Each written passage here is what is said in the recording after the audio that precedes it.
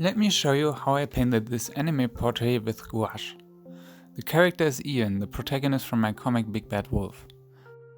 For that I used gouache colors, obviously, and a shikishi cardboard. Shikishis are usually used to create unique cards with autographs and maybe even a drawing. You might have seen some of these online, as they often tend to have these recognizable golden frames. As they are made of thick and stable cardboard, I thought a painting on them should work as well. Step 1. When I am done with the sketch, I first lay down a layer of paint for the face. I used a thin wash of paint and water because I still want to be able to see the sketch underneath.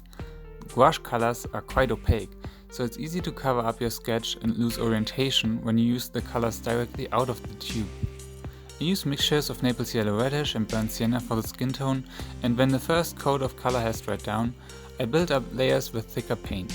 I add highlights by mixing in opaque white and titanium gold ochre and apply them to the cheeks. A great method to blend everything together is by switching between the tones and working on the surface while it's still wet.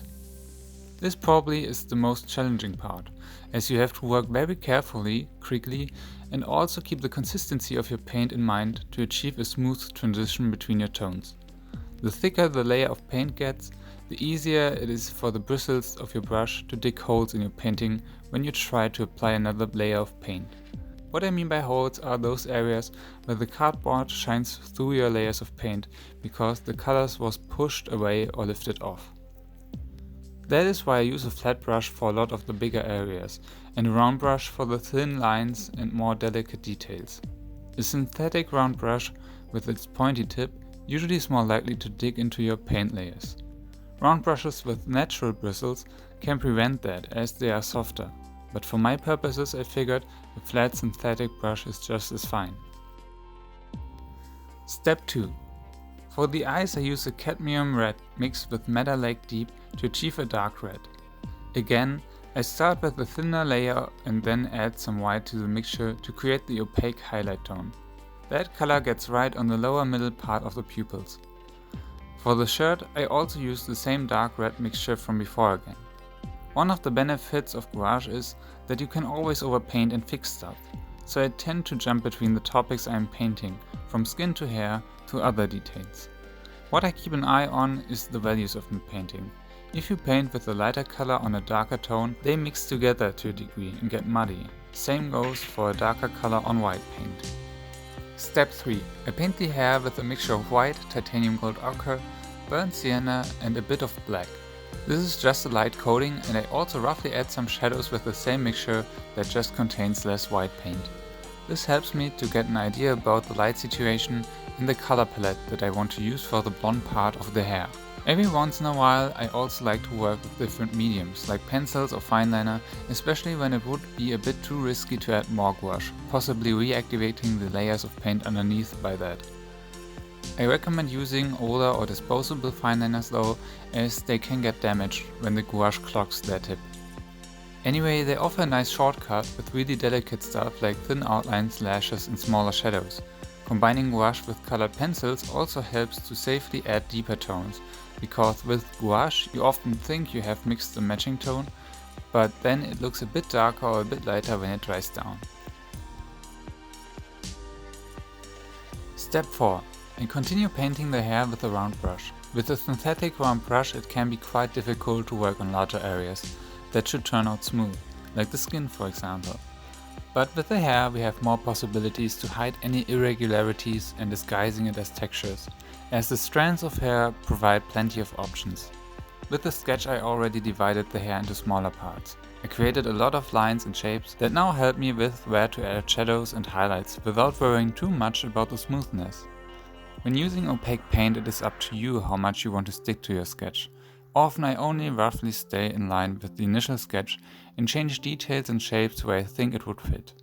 Sometimes it's on purpose and other times the paint is just too opaque and the sketch underneath is only hardly visible. But that's just one of the easier challenges of gouache. The already mentioned color shift after the paint has dried is far more annoying. And don't get me started on the problem of lifting off color when you have used so many layers of paint.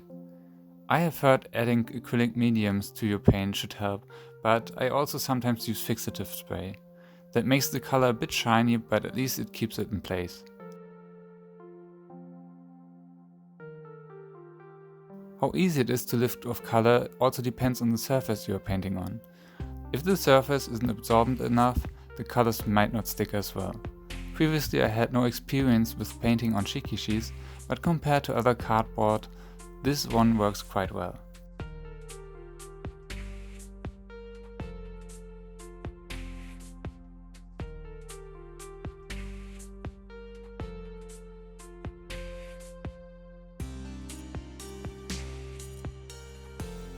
Step 5.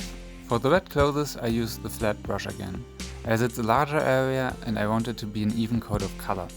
I spread the paint with long and wide brush strokes on the surface. As before, I try to keep the layers thinner in the beginning, so when I add lighter or darker color I can use thicker paint. This way I am able to cover any irregularities without building up too much paint that could get lifted off again. With the clothes though, I don't need to be as careful as with the face, for example, as there isn't much detail or anything around it.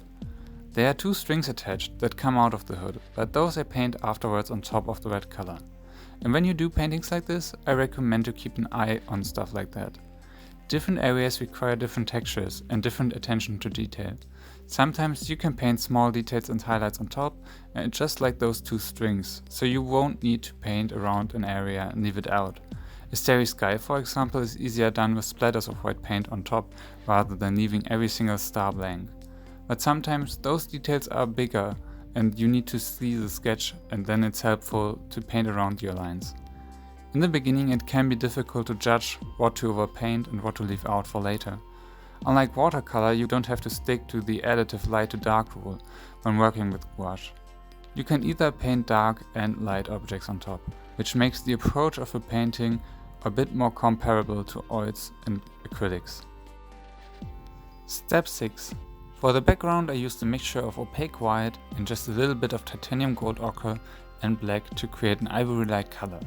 Then I covered the whole area with an even coat, again using a flat brush. I want to paint some sort of light sandstone, so it's no problem if the brush strokes stay visible, because that adds some texture and makes the stone more interesting. Also, you can see here what I'm talking about when I mentioned the color shift. The wet paint appears slightly lighter compared to when it dries down completely. So I recommend mixing a good amount of color beforehand so you don't run out of it, because mixing the exact same tone twice can become quite challenging. And I left some space between the paint and the golden border of the cardboard, so I wouldn't cover the gold, and also because I think with gouache it looks nice to have those fringes that emphasize that handmade feeling. After that I use a pencil to sketch lines on the dried down paint, to trace these lines with my flat brush. If I drew those thin pencil lines before painting the background, I would completely cover them up with paint, because the ivory color is very thick due to the amount of white color that is mixed in. So that's why in this step I did them on top of the paint. With a mixture of ultramarine, black and white, I paint the lines and cracks to add more depth and detail to the stone. I use the thin side of my flat brush to my advantage here. As I don't want to paint with a ruler but still have the lines somewhat straight, I stamp the brush on the guidelines that I sketched, creating small lines with each dab that I connect to a big one. The pencil sketch helps with the direction, and if the lines get too thick, I can just overpaint them with the light tone again. I use the same method for the highlights.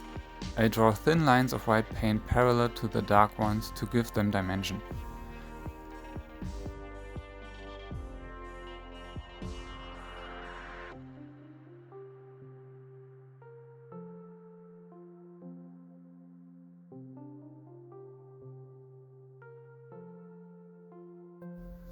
For Ian's shadow I used the same mixture of blue, white and black and loosely spread the paint on my background. As the light comes from his right side, the shadow is cast on the left side, so that's where I'm adding the color. I try to slightly paint the shape of Ian's head, adding a few pointy brush strokes here and there so it matches more with my character. The layer underneath is a bit thicker and reactivates as I apply the new wet paint on top. This causes it to mix instantly with my shadow tone. We can use that to incorporate the darker color even more to smudge the colors. I switch a lot between the lighter color and the darker shadow tone, to roughly feather the shadow and soften the edges. It covers parts of the lines I sketched, but there is still enough left that I can trace them again with the shadow tone, just like I did before. Only this time I use an even darker tone for the lines that are in the area of Ian's shadow. And again I add lines with the white color next to the shadows to create the highlights.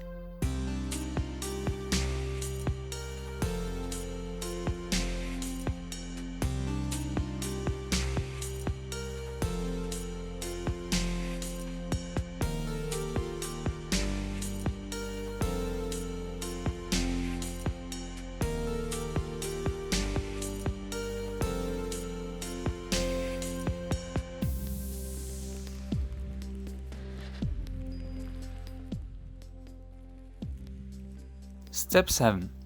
Last but not least, I add the final details. The top that Ian wears has some fringes, so I start by using a dark grayish tone to draw in the basic shape with a round brush. This way it's easier to make the fringe look fluffy. I dab the brush along the sleeves until both sides are covered.